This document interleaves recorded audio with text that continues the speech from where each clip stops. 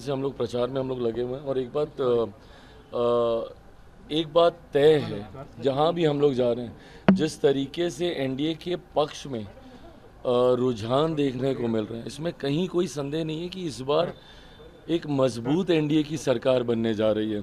देखिए 2020 का अगर मैं उदाहरण दूं, 2020 में डिवाइडेड एनडीए था और यूनाइटेड महागठबंधन था। 2020 में जहां मैं अकेले चुनाव लड़ रहा था, उपेंद्र जी अलग चुनाव लड़ रहे थे, तो एक बिखराव एनडीए के भीतर ही था। उसके बावजूद, भले थोड़े मार्जिन से ही सही, बट उसके बावजूद भी हम लोगों ने 2020 में भी एनडीए ने सरकार बनाई। बट आज की तारीख में तो परिस्थिति एकदम उसके ठीक विपरीत है। आज यूनाइटेड एनडीए है और डिवाइडेड महागठबंधन है, जो फ्रेंडली फाइट चल रही है। और आज शायद प्रियंका जी जा भी रही हैं उन सीटों पे।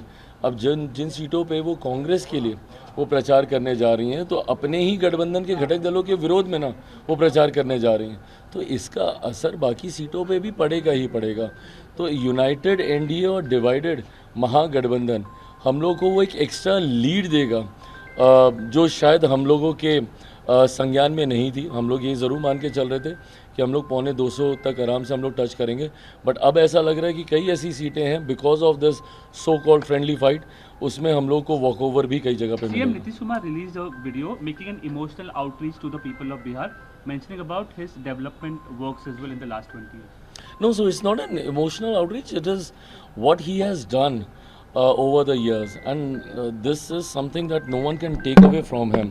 This is a fact which is on record, that he has actually managed to pull our state out of that era of Jungle Raj. You know, if you look at it, his regime from 2005 to 2010, and was the reason why NDA performed so well in 2010, because of those 5 years.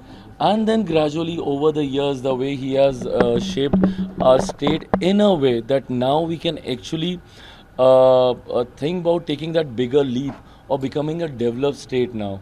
And also the kind of support that my state is getting from the center under the leadership of my Prime Minister Narendra Modi ji. So I think this is a beautiful combination. We are working hand in gloves, the central government and the state government.